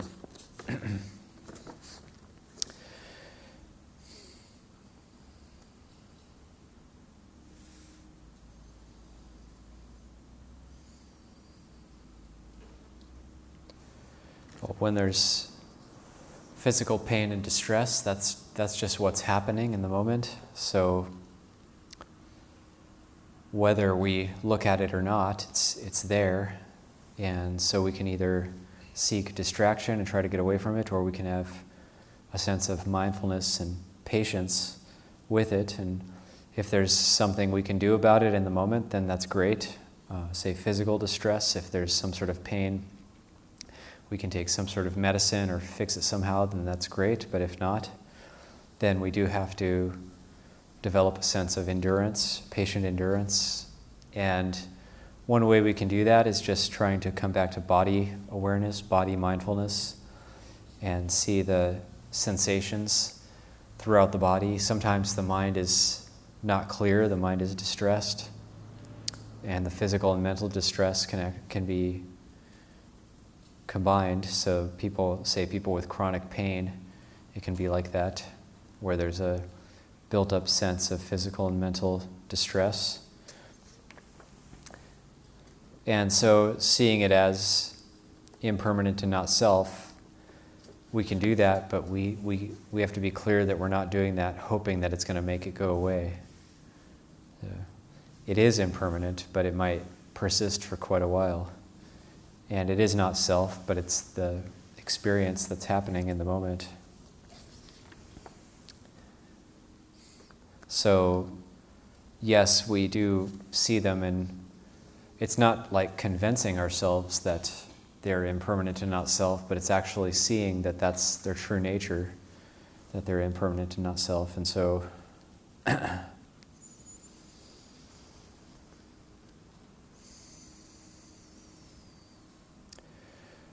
the physical distress, we can't do anything about that. The mental distress is optional. That's the one where we can come to an acceptance. I heard a story of they have these 3-week Chan meditation sessions at City of 10,000 Buddhas every year, the New Year, and there was a layman who has a severe back pain problem, and his main practice was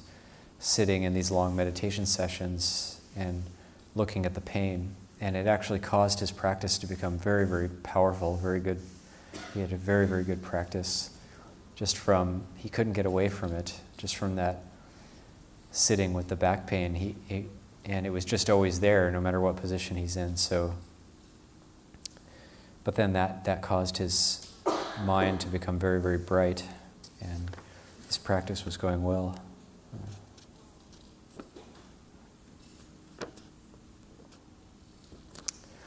Dear Ajahn, I have struggled with metta for self for most of my practice. I was recently instructed to explore if there's a link between not being able to generate metta for self and not being able to forgive myself, or possibly a feeling of worthlessness. Exploring these connections feels hopeless because it spins into me-making and even more self-recriminations. What is a way through, please, with gratitude and respect? So yeah, this is something that can happen in the practice. So like if we hear things like it's not self and don't get involved in me making and my making and conceit, and then we can tie ourselves up in knots. We're trying to practice metta for ourselves. And then it's like, well, that's just me making again. You're just doing it again. You're stupid. Just berating ourselves, and you did it again. There you go again. You did it again. And so then that's going to be hard to have metta for ourselves. So we have to back up. Metta, it's also connected with panya. So to have metta for ourselves, we have to kind of see how we're not having metta for ourselves. So when we see how we're not having metta for ourselves, then we might gain some insight into it. So metta for oneself, it comes from insight. Can you have that insight that allows you to actually have a sense of well-wishing for yourself? This can be very difficult because we might habitually just, it's a very strong habit to be hard on ourselves. We might think if we're not judging and hard on ourselves, we're not going to be learning, we're not going to be making progress. Or if we're not suffering, we're not making progress. Or if we're not feeling guilty about something, then we're not making progress. Or we're not pure. If we just accept ourselves as we are, then somehow we're doing something wrong.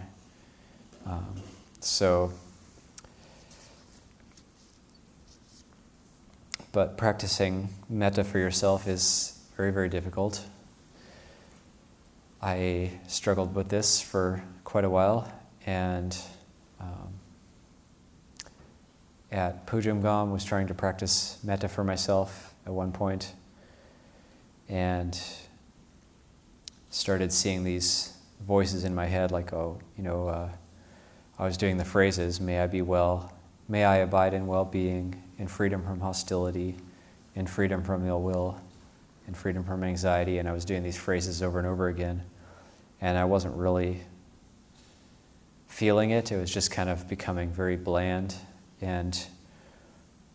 there was still like an underlying feeling of not having metta for myself,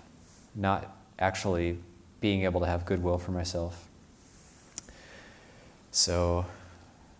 But I was being very diligent. I was very diligent in repeating those phrases,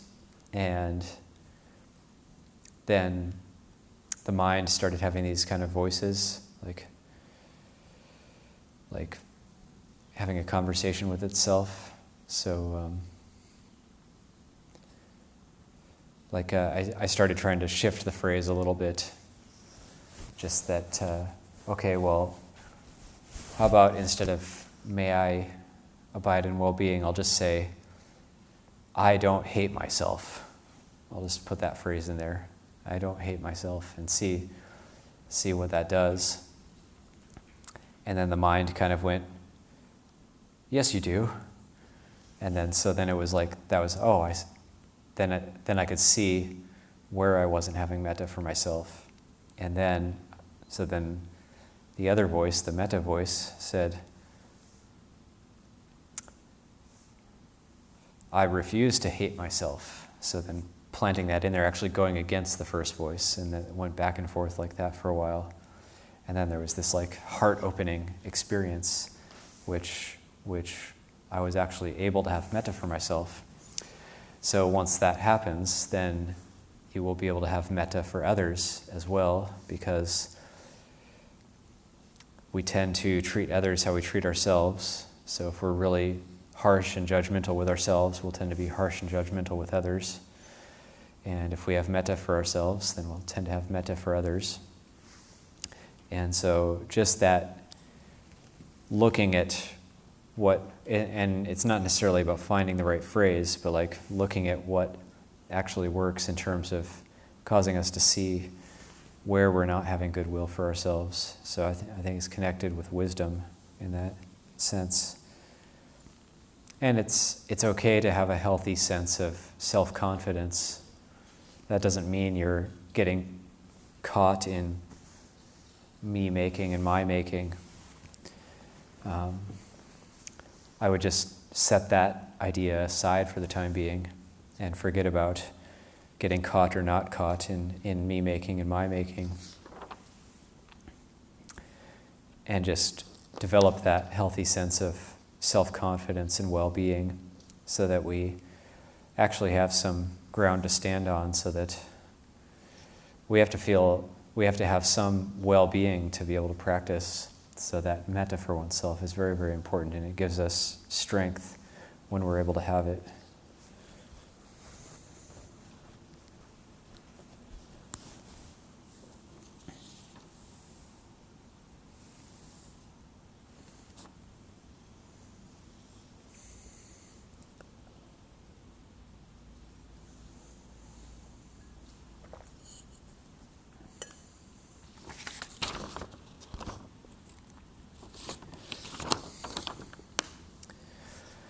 Last question. Is it true that curses work in the same way as blessings? I feel a lot of curse for some people who put me into trauma due to verbal abuse and bullying. When I sit for meditation, all those memories get triggered up and I feel immense ill will to the extent that my mind starts wishing to see their misfortune in the future, although I'm not in touch with them anymore. I am unable to generate even a trace of metta for them despite knowing it. How to deal with this?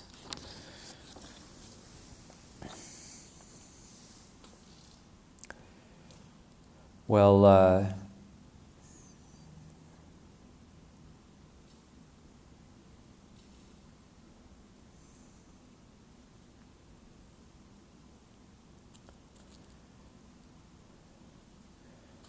yeah, curses aren't really the same as blessings.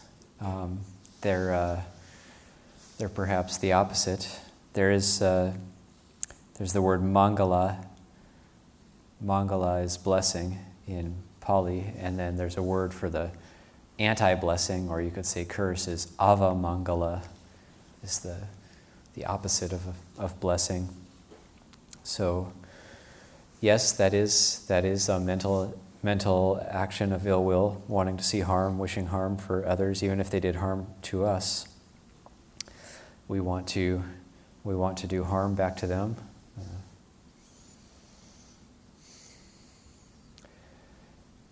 And again, this is something where we have to develop some discernment, just like in the previous question, having metta for oneself.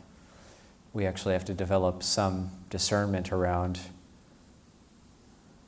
what can we actually do to make things better for ourselves. So there's something inside of us in our heart of hearts where we actually think that having ill will for those people who wronged us in the past is actually going to help somehow. That's why we're engaging in it. We don't see the suffering of it. So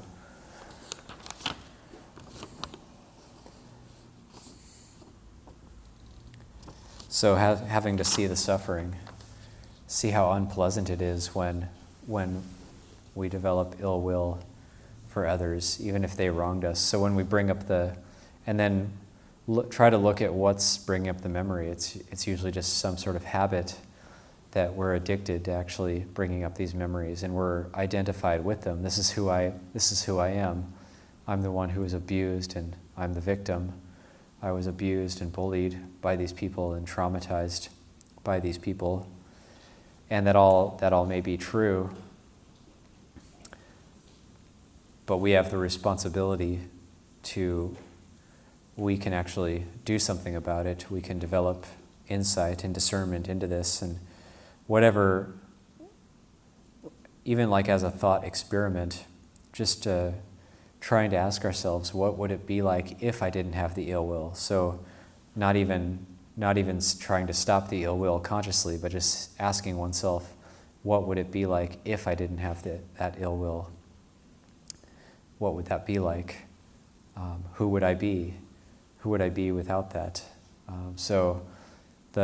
We can be very identified with these unwholesome mental states. We can become very identified with the wrongs that have been done to us in the past.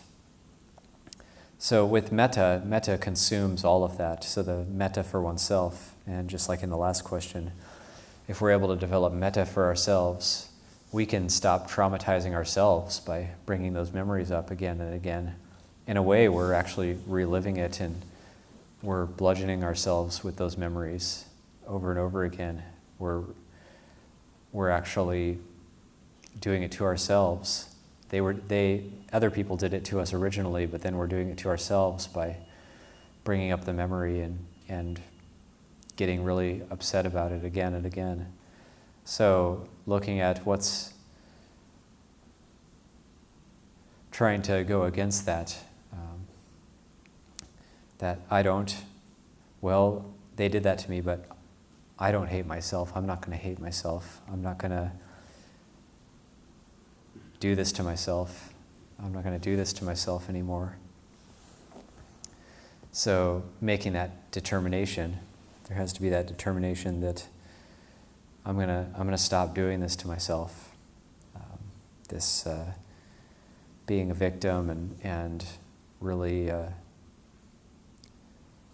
reliving all these memories over and over again. And it takes courage to do that.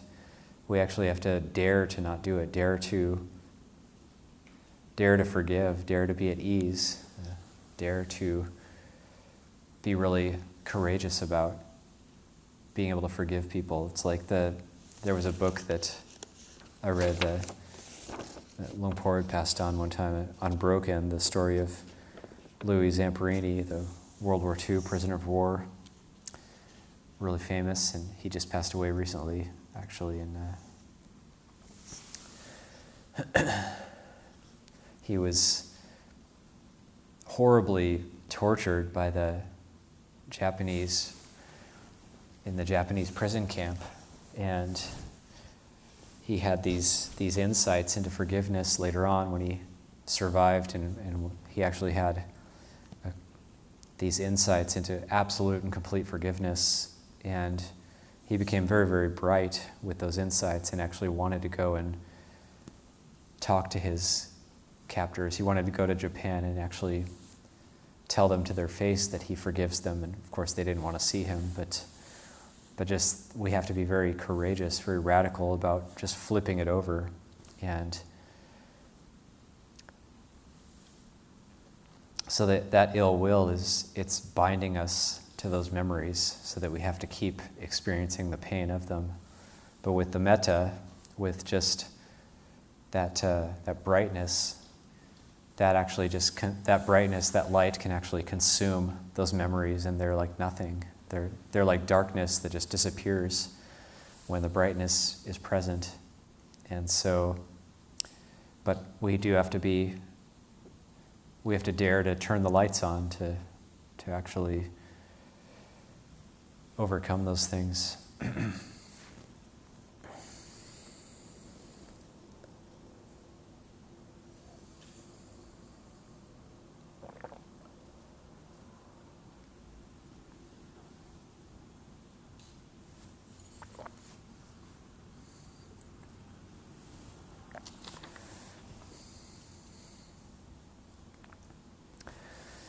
Okay, that's it for the questions. Thought maybe we could close with the Mangala Sutta. It's page 46 in book 1.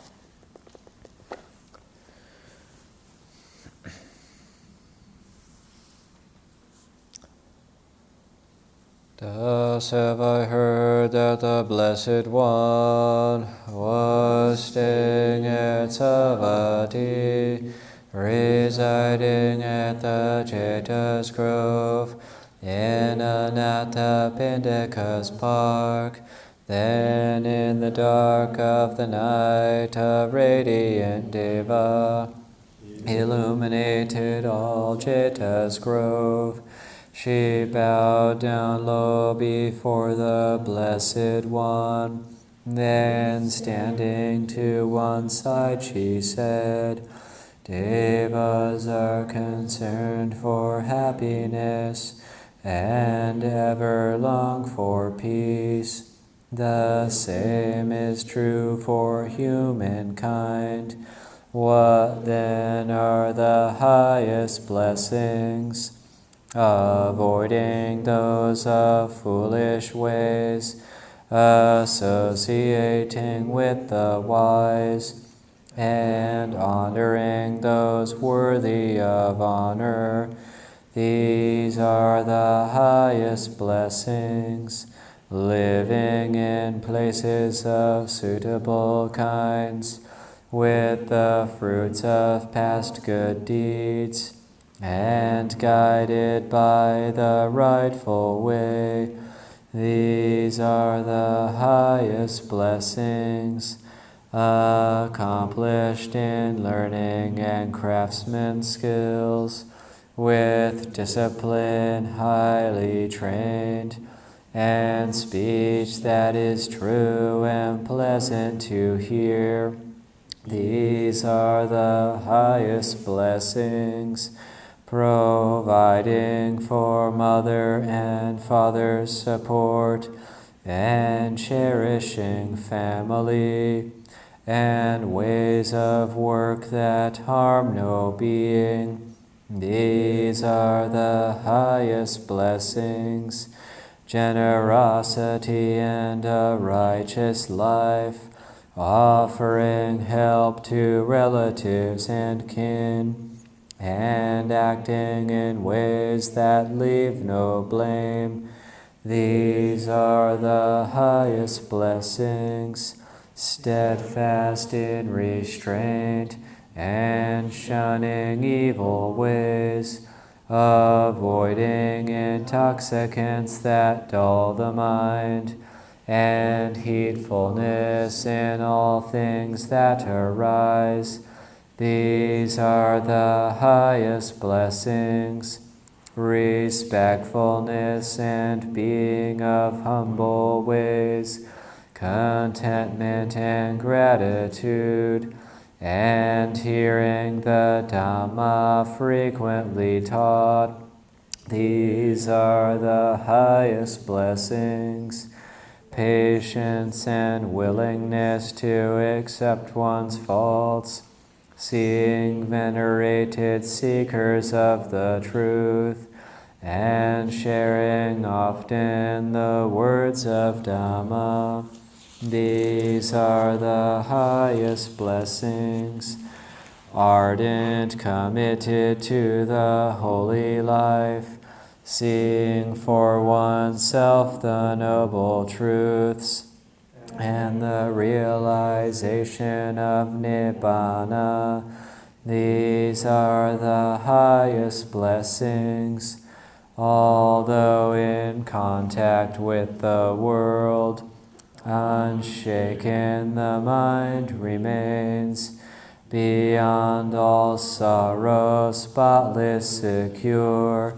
These are the highest blessings. They who live by following this path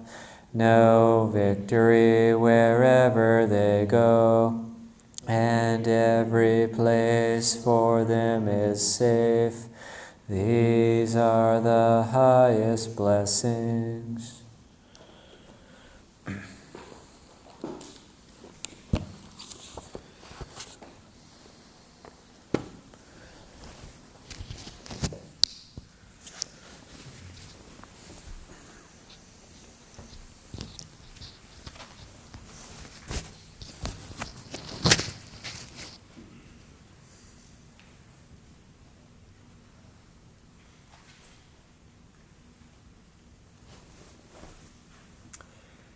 Arahang Samma Sambuddho Bhagava, the Lord, the perfectly enlightened and blessed One, Buddham Bhagavantang Abhivademi. I render homage to the Buddha, the Blessed One. Swakato Bhagavata Dhammo, the teaching so completely explained by him. Dhammang Namasami, I bow to the Dhamma. Supatipanno Bhagavato Sāvaka Sangho, the Blessed One's disciples who have practiced well. Sanghang Namami, I bow to the Sangha.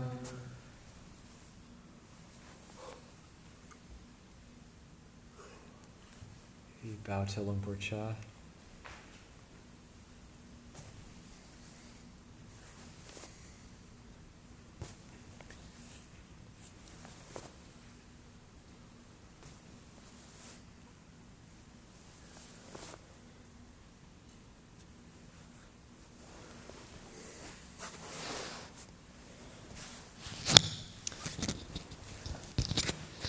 And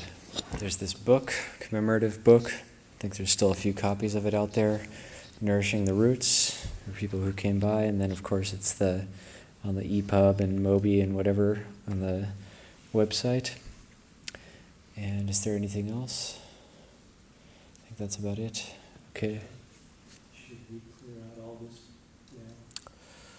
Yeah, tomorrow is the ordination, so same morning schedule, but then the afternoon it's going to be 2 p.m. And